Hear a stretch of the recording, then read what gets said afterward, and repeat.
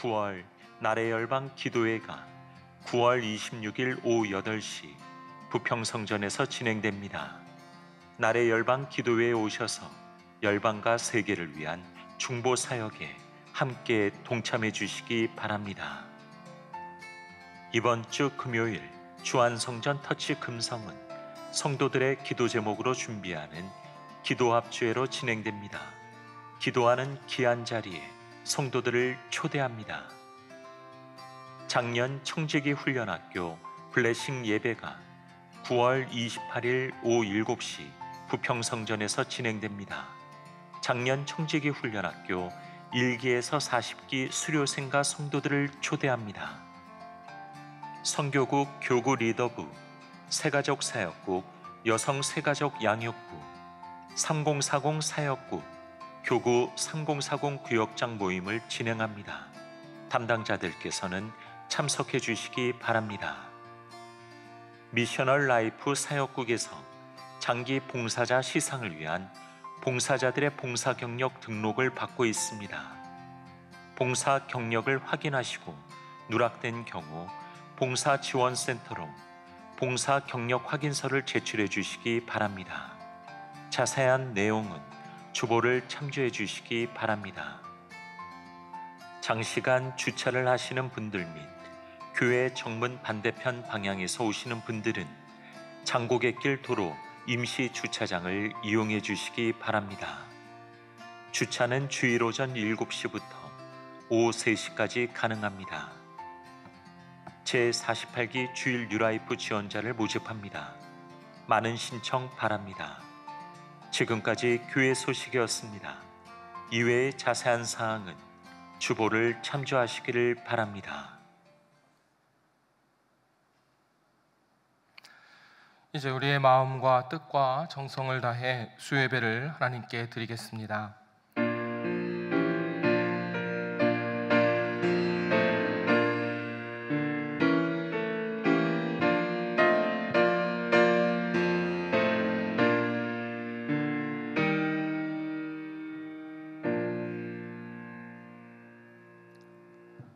하나님, 우리를 주의 자녀 삼아 주시고 우리의 삶의 모든 자리를 하나님의 뜻 가운데 인도하여 주시니 참으로 감사합니다. 주님의 은혜에 감사하는 마음으로 또 하나님과의 만남을 기대하며 이 예배의 자리 가운데 나와싸우니 전심을 다하여 드리는 예배 주님께서 기쁘게 받아 주시옵소서. 예배의 모든 순서를 통해서 하나님께서 찾아와 주시고 말씀하여 주심으로써 주님께서 허락하시는 깊은 은혜를 경험하는 시간 되게 하여 주시옵소서. 그래서 이 예배를 통해 하나님을 만나고 성령의 충만함을 누리는 귀한 시간 될 수 있도록 인도하여 주시옵소서. 예배의 모든 시종을 주님께 맡기고 모든 영광 하나님께 올려드리며 예수님의 이름으로 기원하옵나이다. 아멘. 함께 찬송가 430장, 통일 찬송가 456장입니다. 430장 찬양하시겠습니다.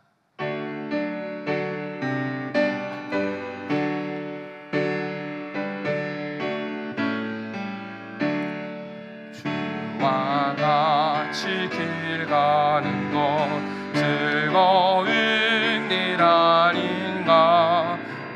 우리 주님 걸어가신 발자취를 밟겠네. 한 걸음 한 걸음 주 예수와 함께 날마다 날마다 우리 걸어가리. 어린아이 같은 빛 미련하고 약하나 주의 손에 이끌려 생명길로 가겠네. 한 걸음 한 걸음 주 예수와 함께 날마다 날마다 우리 걸어가리. 꽃이 피는 들판이나 험한 골짜기라도 주가 인도하는 대로 주와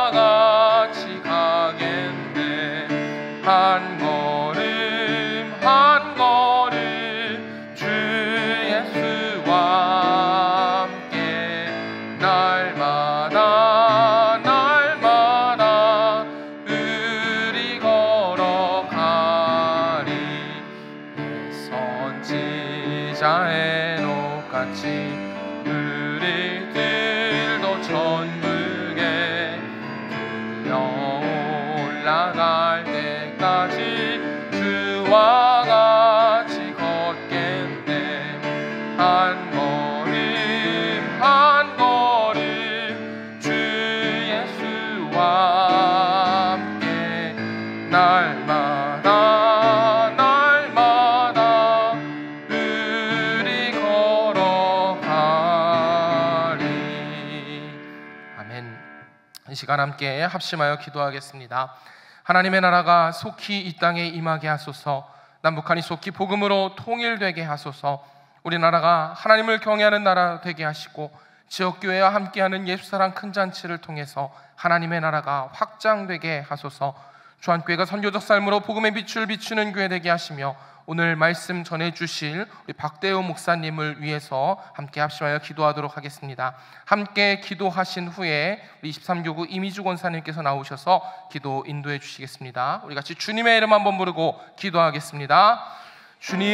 주님, 살아계신 아버지 하나님, 오늘도 우리에게 생명을 주시고 이 귀한 자리 나와 하나님과의 만남 가운데 나아갈 수 있도록 인도하여 주시니 감사합니다. 우리의 가장 귀한 것은 주님 앞에 예배하며 주님과 만나며 하나님께서 주시는 은혜를 풍성하게 누리는 것이오니 이 예배의 시간 가운데 주님 말씀하여 주시옵소서. 우리를 찾아와 주시고 우리 가운데 응답하시는 하나님의 세밀한 음성을 들을 수 있는 귀한 자리가 되게 하여 주시옵소서. 하나님, 하나님의 다스림과 통치가 세계 열방 가운데 임하기를 간절히 소망합니다. 전 세계 가운데 전쟁과 내전으로 기후위기와 재난으로 인하여서 고통받고 아파하고 있는 이들 주님께서 긍휼히 여겨주시며 그들을 위한 도움의 손길, 위로의 손길이 펼쳐질 수 있도록 인도하여 주시옵소서. 특별히 세계 열방을 위하여서 복음의 일들을 위하여 수고하고 애쓰는 선교사님들 하나님께서 지키시고 보호하시고 그 손길들을 통하여서 하나님의 나라가 더욱 아름답게 이루어져 갈 수 있도록 축복하여 주시옵소서. 하나님, 그 복음의 소식이 북녘 땅에도 널리 선포되기를 간절히 소망합니다. 숨어서 예배드리고 있는 북한의 지하교회 주님 긍휼히 여겨 주시옵소서. 하나님, 믿음의 담대함과 용기를 허락하여 주셔서 끝까지 굴하지 않고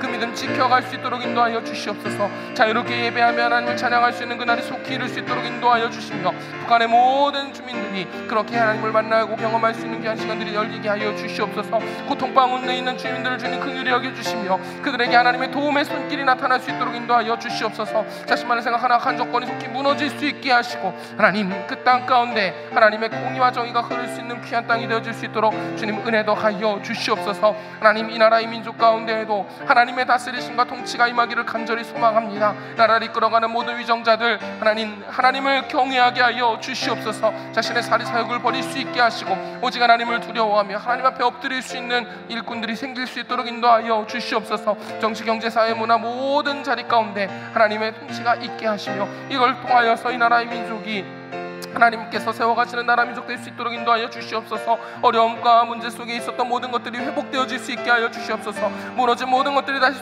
될 수 있게 인도하시고 하나님께서 세워가시는 나라 될 수 있도록 인도하여 주시옵소서. 하나님, 지역교회 함께하는 예수사랑 큰 잔치 하나님 허락하여 주시니 감사합니다. 참여하는 모든 교회와 성도들이 한 사람도 빠짐없이 전도 대상자를 착정하고 그 대상자들을 향하여서 복음의 소식을 전할 수 있게 하여 주시옵소서. 간절한 마음으로 기도하며 복음의 일들을 위하여서 수고하고 했을 때 하나님께서 그 교회들을 찾아가 주시고 그 교회들에게 역사하여 주시는 복음의 역사가 널리 일어날 수 있도록 주님 은혜 더하여 주시옵소서. 하나님, 이 귀한 사명을 위해서 우리 주한교회 사용하여 주시니 감사합니다. 우리 주한교회가 선교적 삶으로서 우리가 맡겨진 사명의 장소에서 우리에게 주어진 사명들을 깨닫게 하시고 그 사명들을 향해 달려나가게 하여 주시옵소서. 하나님을 알지 못하고 하나님께서 허락하신 그 은혜 소식을 깨닫지 못하고 있는 영적인 이방인들을 향해서 복음의 소식을 전할 수 있는 자들 될 수 있게 하여 주시옵소서. 하나님, 우리 주한교회가 그 사명을 감당할 수 있는 모든 성도들로 축복하여 주시옵소서. 주한교회를 위해 수고하시는 위임 목사님과 을롱 목사님, 또 오늘 말씀 증거하시는 박대우 목사님,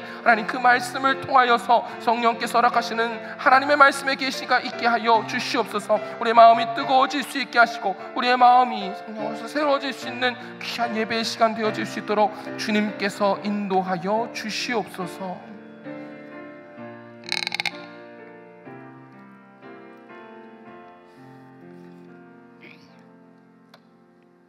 거룩하신 하나님 아버지, 오늘 이 아침에 저희를 불러주셔서 수요 예배로 주님 앞에 나오게 하심을 감사드립니다. 주님의 은혜가 아니면 단 한순간도 설 수 없는 저희들이 이 시간 모든 것 내려놓고 하나님만 바라봅니다. 지난 3일 동안 세상 속에서 살아가며 주님의 뜻을 온전히 따르지 못했음을 고백합니다. 말씀보단 육신을 쫓았고 사랑보다 자기 중심적인 모습으로 살았음을 고백합니다. 우리의 연약함과 제약을 주님의 십자가의 보혈로 덮어주시고 깨끗한 마음으로 예배드리게 하옵소서. 오늘 드리는 이 예배가 오직 하나님만 높이는 예배가 되게 하시고 우리의 찬양과 기도와 말씀 묵상이 주님께 향기로운 산 제사가 되게 하옵소서. 아버지 하나님, 하반기 교회의 모든 사역들을 주님께 맡겨드립니다. 구역 대신방을 통해 교구와 구역마다 영적인 회복이 일어나게 하시고 아픔을 위로받고 믿음으로 다시 일어서는 은혜가 있게 하옵소서. 지역 교회들과 함께하는 예수사랑 큰 잔치를 축복해 주셔서 참여하는 모든 교회가 부흥되게 하시고 다시 한번 복음의 열정이 회복되게 하옵소서. 그들이 전한 복음의 씨앗이 널리 퍼져 수많은 영혼들이 주께 돌아오게 하옵소서. 그리하여 하나님의 나라가 더욱 확장되게 하옵소서. 새롭게 시작되는 사역국들의 사역에도 주의 은혜를 더하여 주셔서 그 사역을 통해 성도들이 믿음 안에서 성장하고 주님께 더 가까이 나아가게 하옵소서. 교역자들을 위해 기도합니다. 위임 목사님께 말씀의 은혜와 영적인 지혜를 주셔서 교회가 살아나고 성도들의 삶에 생명의 열매가 맺히게 하옵소서. 원로 목사님께 늘 건강 주시고 끝까지 기도의 사명 잘 감당하실 수 있도록 주님 붙들어 주시옵소서. 부목사님들에게 날마다 성령 충만케 하셔서 교과 사역을 이끌어 가시기에 부족함이 없도록 성령의 능력을 다하여 주시옵소서. 그리하여 귀한 열매가 많이 맺힐 수 있도록 인도하옵소서.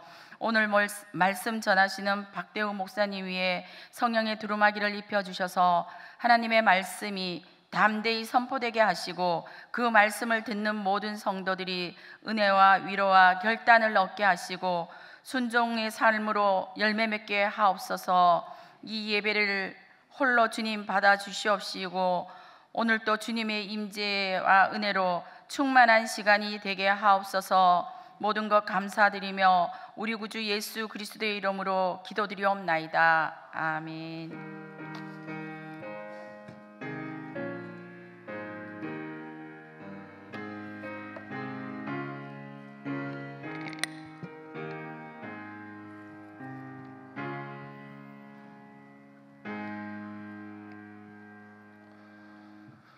오늘 우리에게 주시는 하나님의 말씀은 구약성경 열왕기하 6장 1절에서 7절까지의 말씀입니다.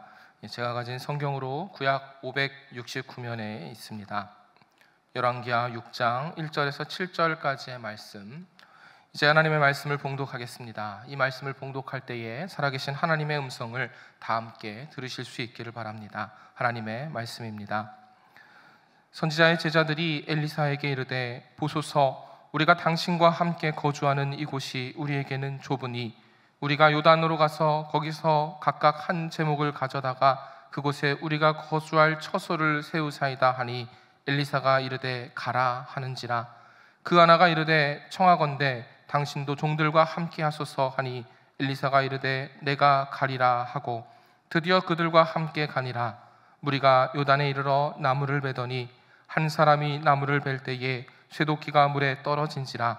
이에 외쳐 이르되 아 내 주여 이는 빌려온 것이니이다 하니 하나님의 사람이 이르되 어디 빠졌느냐 하매 그곳을 보이는지라.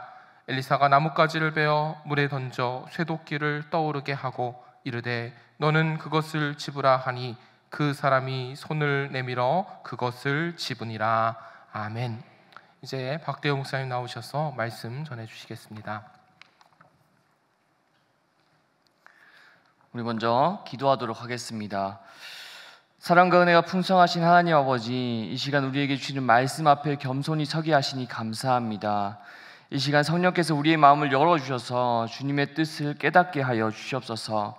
오늘 말씀을 통해 우리 삶 속에서 잃어버린 소망과 믿음을 회복시켜 주시옵고 새로운 소망과 사명을 발견하는 시간이 되게 하여 주시옵소서.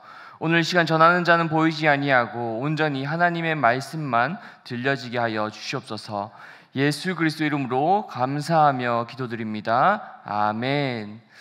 우리 먼저 좌우에 계신 분들과 이렇게 인사했으면 좋겠습니다. 반갑습니다. 잘 오셨습니다. 잘 오셨습니다. 이제 날씨가 많이 선선해진 것 같은데 가을이라는 느낌이 물씬 드는 것 같아요. 그래서 우리 옆에 분들 다시 한 번 더 격려했으면 좋겠습니다. 가을에도 하나님 잘 믿읍시다.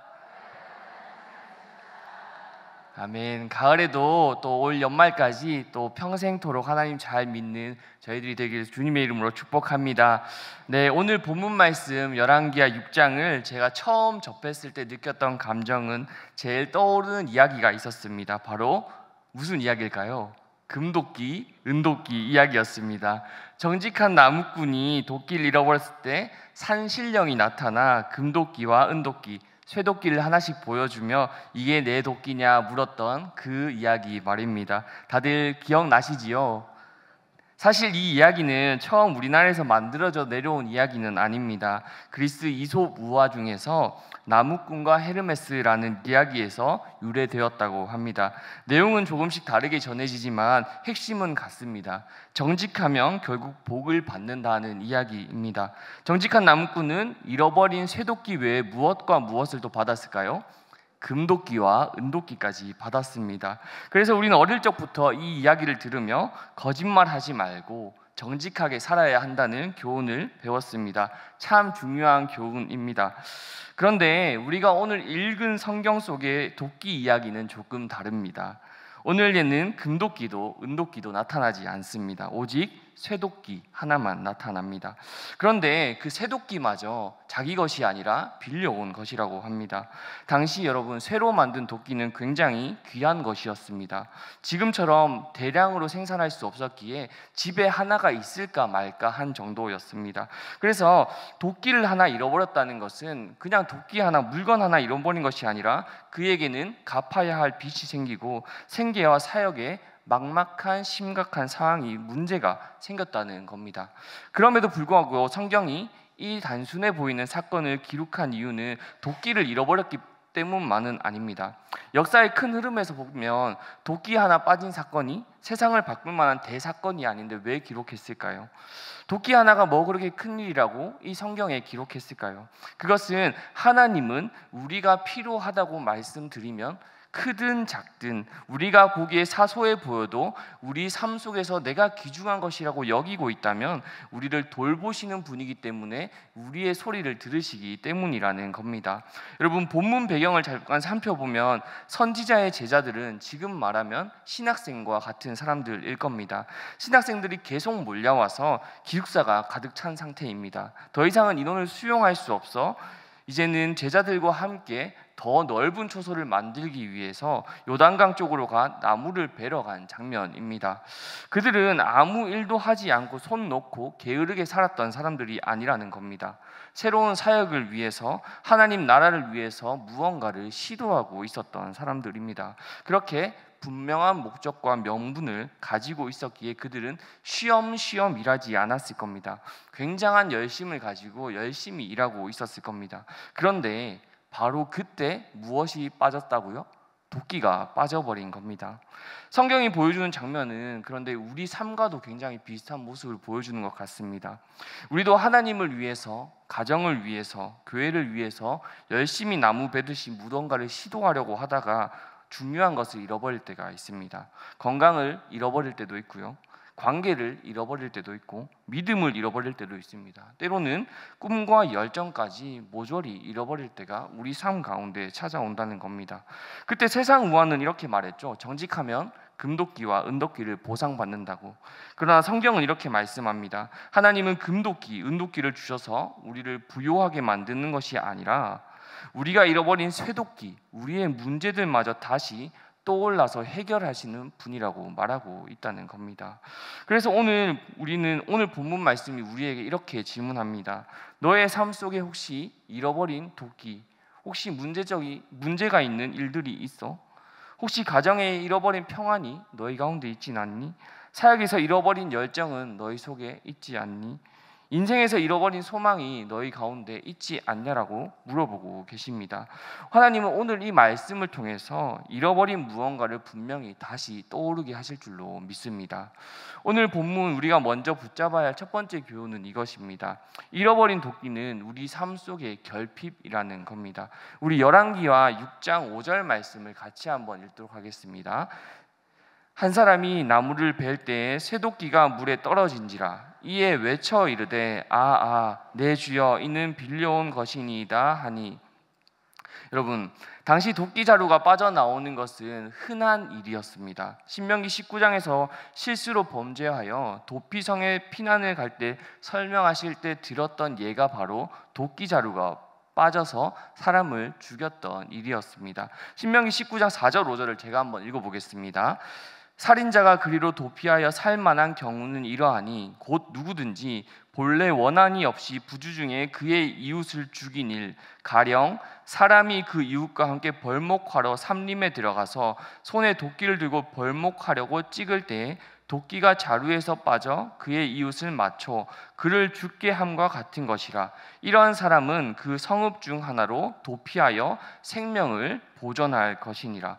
여러분, 이처럼 도끼 자루가 빠지는 것은 흔한 일이었습니다. 그런데 물속에 빠졌다는 것은 완전히 다른 문제였습니다. 물속에 빠진 이 사건은 해결할 수 없는 일이 그에게 벌어졌다는 겁니다. 당시 시대적 상황을 이해하면 더 쉬워집니다. 아까 전에도 말씀드렸다시피 도끼는 정말 중요하고 값비싼 도구 중에 하나였습니다. 철은 귀했기에 농부나 목수도 쉽게 가질 수 있는 것이 아니라 집에 하나가 있을까 말까 할 정도로 귀했던 물건이란 말입니다. 그런데 그 도끼를 잃어버렸으니 단순히 연장을 잃어버린 것이 아니라 생계, 그리고 그의 신뢰, 그리고 사역을 이어갈 도구를 완전히 잃어버렸다는 말입니다. 그는 곧바로 이렇게 외쳤습니다. 네 주여. 이 짧은 탄식의 놀람과 두려움 그리고 책임감이 고스란히 느껴지십니까? 우리가 글로 읽어서 그것이 느껴지지 않을 수 있음에도 불구하지만 그는 굉장히 놀래고 굉장히 당황스럽고 어떻게 할 바를 몰랐을 것입니다. 내 것도 아니라 남의 것을 잃어버렸기 때문입니다. 그런데 여러분, 그 절망이 우리와 많이 닮아 있다고 아까 전에도 말했다시피 우리 인생에도 갑자기 도끼 자루가 빠지는 상황이 있습니다. 우리 입으로 다시 해볼 만한 문제도 있습니다. 그런데 한 번씩은 물에 도끼가 빠진 것처럼 우리가 해결할 수 없는 일이 있다는 겁니다. 건강을 잃어버릴 때가 있어요. 감기 정도는 우리가 어떻게 해결해 볼 수 있습니다. 그런데 몸이 예전 같지 않고 병이 찾아오면서 더 이상 예전처럼 사역이나 생활을 할 수 없을 때가 찾아올 수 있습니다. 또한 관계도 잃어버립니다. 원래 멀었던 관계는 멀어지는 것이 상관없지만 평생 함께 해줄 줄 알았던 동역자가 떠나가고 사랑한다고 믿었던 사람들이 등을 돌리기 시작하면 깊은 상처가 우리 안에 남게 됩니다. 열정도 식어버립니다. 예배의 감격, 기도의 눈물, 사명을 향한 불타던 마음도 어느 순간 식어버릴 때가 있다는 겁니다. 하나님께 드렸던 기도의 제목이 묻혀버린 것 같아 더 이상 기대하지 못하는 경우도 우리 가운데 있습니다. 마치 요단강 물 밑으로 가라앉아 버린 도끼처럼 우리 삶 속에도 사라진 도끼들이 많이 있다는 겁니다. 그리고 그것은 단순한 물건이 아니라 우리 삶 전체를 무겁게 짓누르는 결핍으로 다가오게 됩니다. 여기 있는 우리 모두는 그런 결핍들을 하나씩은 가지고 있습니다. 그런 결핍이 없는 사람은 세상에 단 한 사람도 없다는 겁니다. 그런데 여기서 주목할 점은 그 제자가 이 문제를 즉시 인정했다는 겁니다. 그는 문제를 숨기지 않고 엘리사에게 곧바로 외쳤습니다. 이는 빌려온 곳입니다. 이는 단순히 이 도끼가 내 것이 아니라서 찾아달라고 말하는 것이 아닙니다. 그 안에는 정직한 그의 고백이 담겨 있다는 겁니다. 그는 먼저 자기 힘으로 어떤 걸 해보려고 하지 않는다는 겁니다. 물속에 들어가 건져보려 하지도 않았고 다른 변명도 더 이상 늘어놓지 않습니다. 그는 곧바로 자기 한계를 인정하고 문제를 엘리사에게 가지고 갔다는 겁니다. 여러분, 신앙생활의 회복 그리고 소망의 회복의 첫걸음은 언제나 정직한 인정이라는 겁니다. 하나님, 저 이거 잃어버렸어요. 이게 제 문제예요. 이거 제 힘으로는 도저히 감당할 수 없습니다. 그것을 인정하는 것이 바로 은혜의 시작이라는 겁니다. 여러분, 제일 어리석은 사람 중에 이런 사람이 있습니다. 병원에 가서도 아픈 것을 숨기는 겁니다. 아픈 곳을 정확하게 말해야 하는 의사 앞에서 아픈 곳을 숨기는 거예요. 아픈 곳을 정확하게 말해야지 정확한 처방을 내릴 수 있지만 병원에서도 자기의 아픈 곳을 숨기는 사람들이 있습니다. 또는 변호사를 찾아가서 가지고 있는 문제를 다 말하지도 않고 결정적인 문제를 숨기는 사람들이 있습니다. 참 어리석지 않습니까? 우리의 문제를 하나님 앞에 우리 또한 정직하게 드러내어 놓아야 한다는 겁니다. 이제 우리가 먼저 해야 할 것은 도끼를 물에 빠뜨린 사람처럼 정직하게 우리의 문제를 인정하는 겁니다.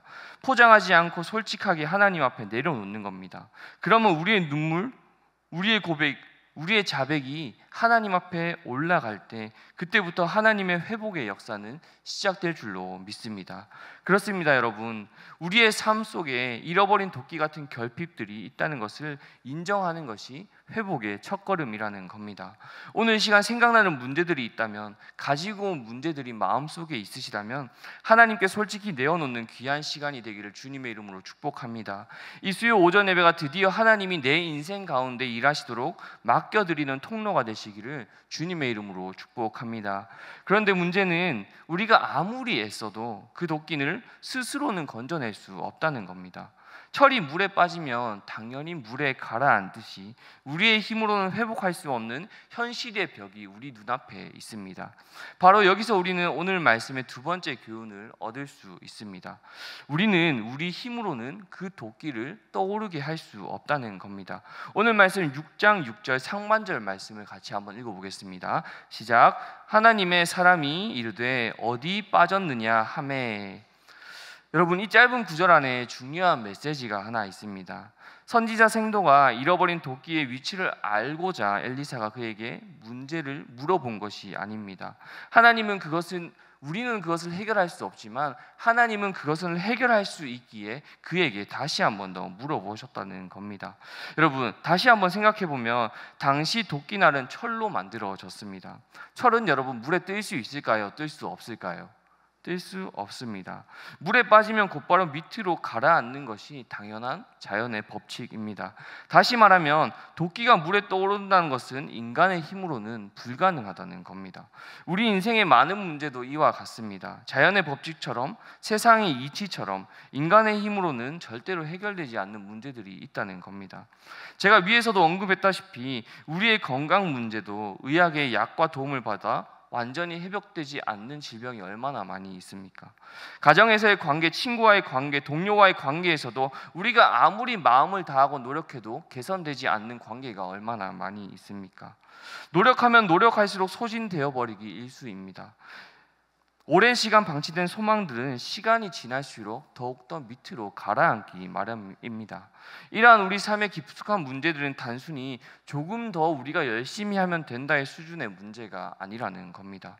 도끼처럼 우리의 힘으로 다시 떠오를 수 없는, 해결될 수 없는 문제라는 겁니다.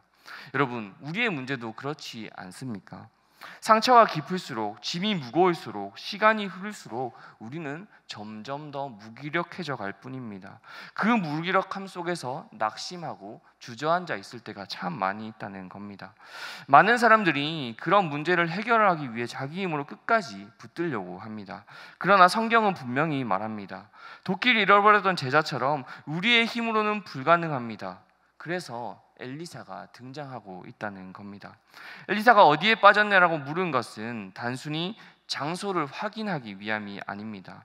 그것은 문제의 본질을 직면하게 하는 하나님의 질문이었습니다. 질문하시고 끝내시는 것이 아니라 그때부터 하나님의 일하심이 시작된다는 겁니다. 즉 여러분, 우리의 무력함은, 우리의 내려놓음은 끝이 아니라 하나님의 일하심이 시작이 된다는 겁니다. 우리의 할 수 없음을 인정할 때 그때 하나님이 등장하신다는 겁니다. 시편 34편 18절은 이렇게 기록합니다. 여호와는 마음이 상한 자에게 가까이 하시고 충심으로 통회하는 자를 구원하시는도다. 아멘. 여러분, 도끼가 물에 빠졌다는 사실을, 우리의 문제가 너무나 많다는 사실을 인정하고 또한 그것을 우리의 힘으로 해결할 수 없고 건져낼 수 없다는 것을 인정하고 현실을 받아들이는 것, 거기까지가 우리의 몫이라는 겁니다. 바로 그 지점에서 이제 드디어 하나님이 개입하기 시작하십니다. 그리고 하나님은 언제나 말씀을 통해서 우리에게 역사하십니다. 우리가 할 수 없는 것을 가능하게 만드는 것은 우리의 능력이 아니라 바로 하나님의 말씀이라는 것입니다. 우리는 여기서 세 번째 교훈을 발견할 수 있습니다. 하나님의 말씀에는 분명한 능력이 있다는 겁니다. 오늘 말씀 6장 6절 하반절도 같이 한번 읽도록 하겠습니다. 시작. 엘리사가 나무 가지를 베어 물에 던져 쇠도끼를 떠오르게 하고. 여러분, 이 말씀은 매우 단순하지만 동시에 가장 놀라운 장면입니다. 엘리사는 도끼를 건지기 위해 특별한 도구를 사용한 것이 아닙니다. 그가 한 일은 그저 나무 한 조각을 베어 물에 던진 것뿐입니다. 그런데 그 순간 가라앉은 철이, 떠오를 수 없는 철이 물 위로 떠올랐다는 겁니다. 이 사건은 인간의 상식을 완전히 깨트리는 기적이었습니다. 성경은 언제나 말씀과 순종의 결합 속에서 하나님의 역사를 보여줍니다. 엘리사가 나무를 던지라는 하나님의 감동에 순종했을 때 불가능한 일이 일어나게 되었다는 겁니다. 여러분, 인간의 논리로는 설명할 수 없는 일이지만 하나님의 말씀에는 분명히 능력이 있습니다. 히브리서 4장 12절은 그래서 이렇게 기록합니다. 하나님의 말씀은 살아있고 활력이 있어 좌우의 날선 어떤 검보다도 예리하여. 아멘. 여러분, 말씀은 살아있습니다. 그래서 절망 속에 있는 우리의 영혼을 일으키고 불가능 속에서도 가능을 만들어내는 것이 바로 하나님의 말씀이라는 겁니다. 많은 성도들이 말씀을 단순한 교리나 이론으로만 생각할 때가 있습니다. 그러나 여러분, 말씀은 실제 상황 속에서 개입하는 능력입니다.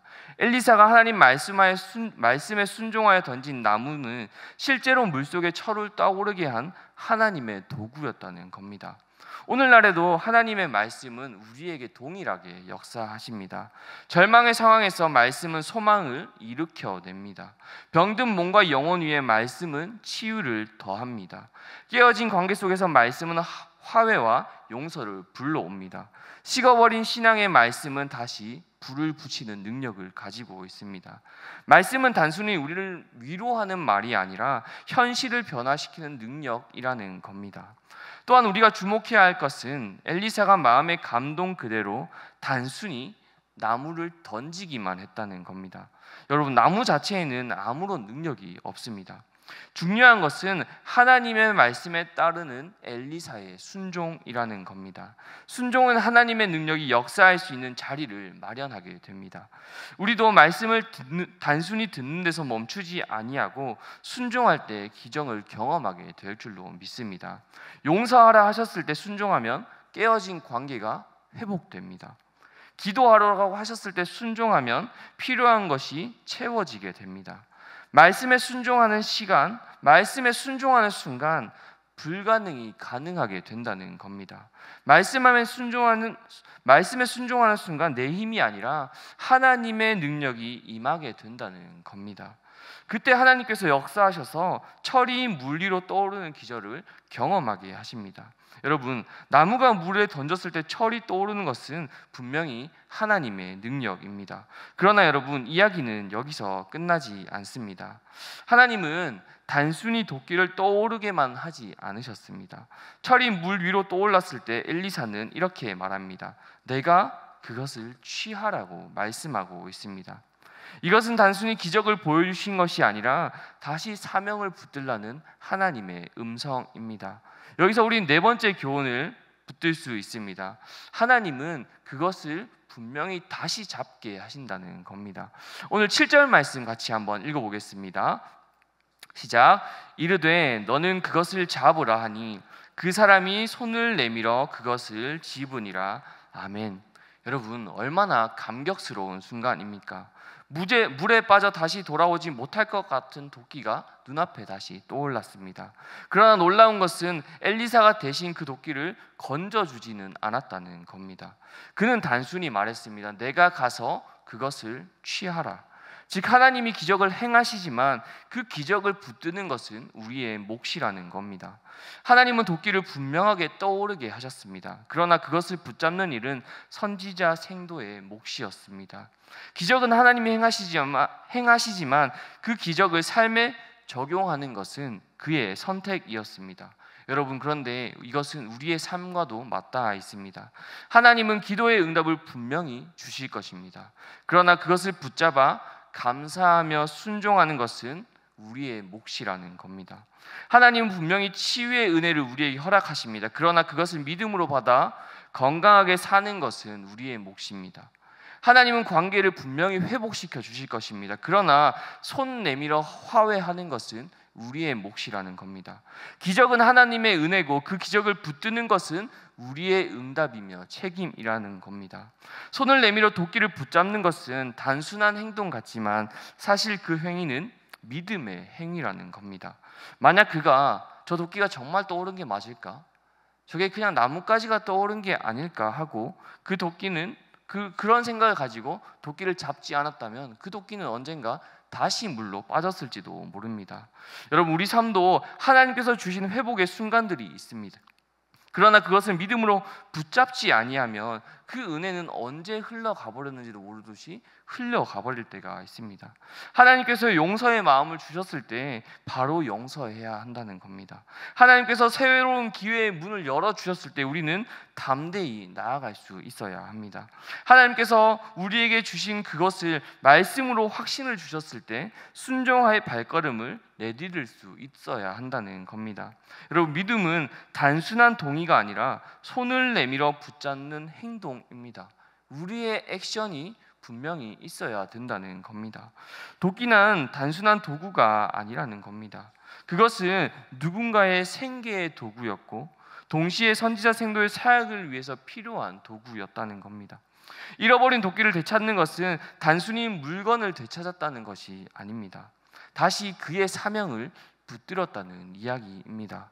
여러분, 우리의 삶의 회복도 이와 마찬가지라는 겁니다. 건강이 회복되는 것은 오래 사는 것이 아니라 다시 하나님의 쓰임을 받기 위한 몸이 되었다는 겁니다. 관계가 회복되는 것은 단순히 관계가 편해지는 것이 아니라 하나님 나라의 공동체를 이루어 가라는 것입니다.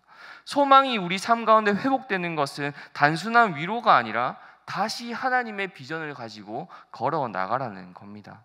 하나님은 단순히 여러분의 문제만을 해결해 주는 분이 아니라는 겁니다. 그것을 통해서 분명히 우리의 사명을 회복시키시는 분이라는 것입니다. 여러분, 그래서 도끼를 되찾는 순간, 우리의 문제가 해결되는 순간은 끝이 아니라 이제 다시 시작이라는 겁니다. 이제 그는 다시 도끼를 사용해서 하나님 나라의 사역을 이어갈 수 있게 되었습니다. 하나님은 단순히 우리의 삶을 편하게 하시려고 회복시키는 분이 절대로 아니라는 겁니다. 하나님은 우리가 다시 일어나 사명을 감당하도록 회복시키시는 분이라는 겁니다. 그래서 바울은 고린도후서 1장 4절에서 이렇게 고백하고 있습니다. 우리 같이 한번 읽도록 하겠습니다.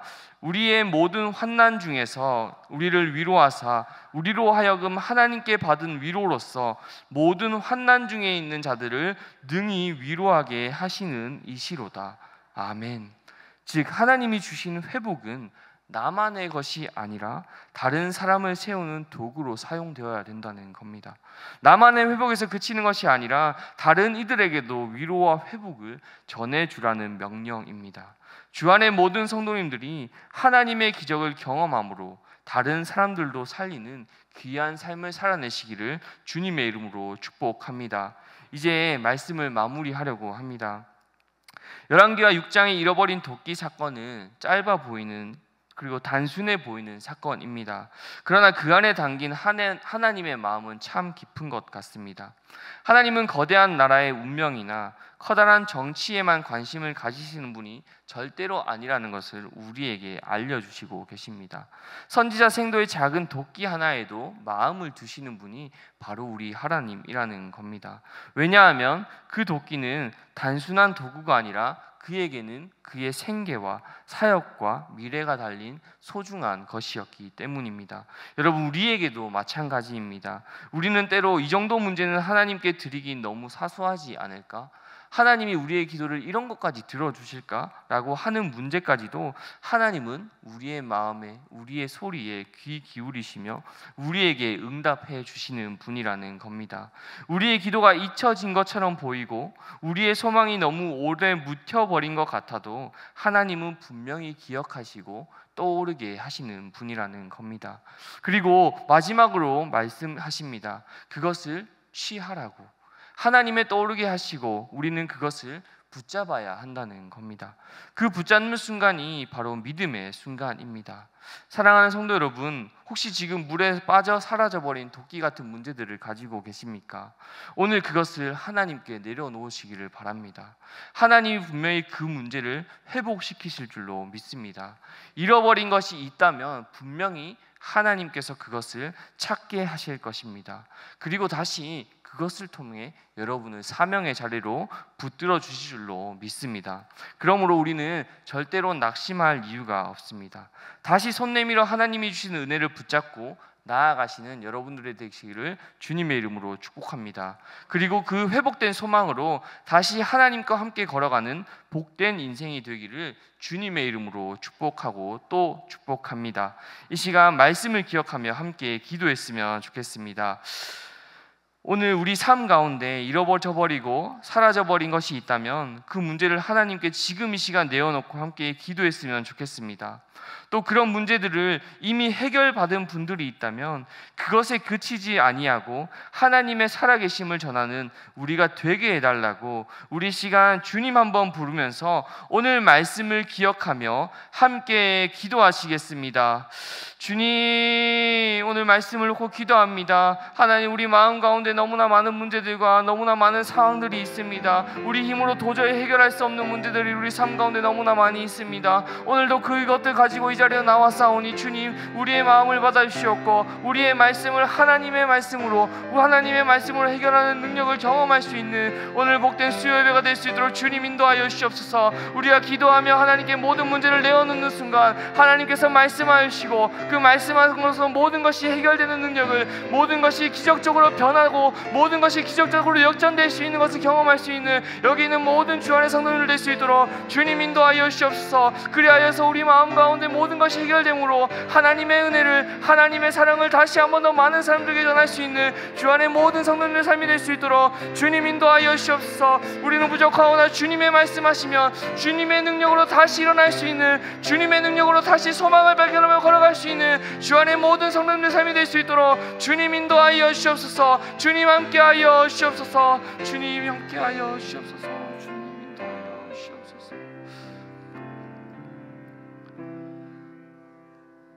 사랑과 은혜가 풍성하신 하나님 아버지, 오늘도 우리에게 말씀으로 임하여 주시고 잃어버린 도끼 같은 우리의 삶의 문제 속에 찾아와 주심을 감사합니다.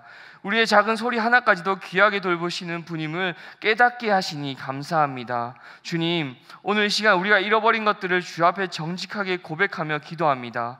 잃어버린 건강, 깨어진 관계, 식어버린 믿음과 열정, 그리고 잃어버린 소망까지도 숨김없이 주님 손에 올려드립니다. 또한 그 많은 문제들 우리 힘으로 결코 건져낼 수 없음을 인정하며 주님께 나아갑니다. 주님, 은혜로 지금 이 시간 모든 것들을 회복시켜 주시옵소서. 말씀 앞에 순종할 때 철이 떠오른 것처럼 오늘 우리가 주님 말씀에 순종하며 나아갈 때 불가능한 일이 가능하게 되는 역사를 경험하게 하여 주시옵소서. 절망 속에서 소망을, 무너진 자리에서 회복을, 메마른 심령 위에 다시금 성령의 불길을 부어 주시옵소서. 오늘 수요 예배드린 모든 성도님들 가정과 삶의 자리마다 주님의 은혜가 충만케 하시고 돌아가는 발걸음 위에도 하나님의 평강으로 지켜 보호하여 주시옵소서. 예수 그리스도 이름으로 기도드립니다. 아멘.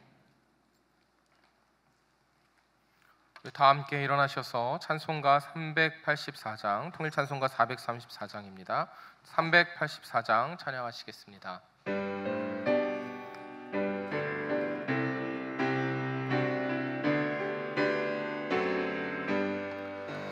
나의 갈 길 다가도록 예수 인도하시니 내 주 안에 있는 긍휼 어찌 말이요 믿음으로 사는 자는 하늘 위로 받겠네. 무슨 일을 만나든지 만사 형통하리라. 무슨 일을 만나든지 만사 형통하리라. 나의 갈 길 다가도록 예수 인도하시니 어려운 일 당한 때도 족한 은혜 주시네. 나는 심히 고단하고 영혼 매우 가라나. 나의 앞에 반석에서 샘물 나게 하시네. 나의 앞에 반석에서 샘물 나게 하시네. 나의 갈 길 다가도록 예수 인도하시니 그의 사랑 어찌 큰지 말로 알 수 없도다. 성령 감화 받은 영혼 하늘 날아갈 때에 영영 들을 나의 찬송 예수 인도하셨네. 영영 들을 나의 찬송 예수 인도하셨네. 아멘.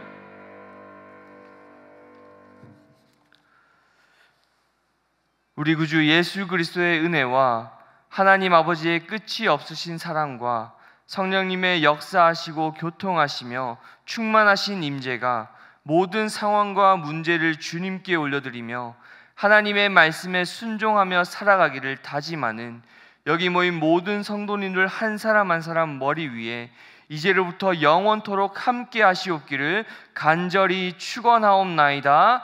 아멘.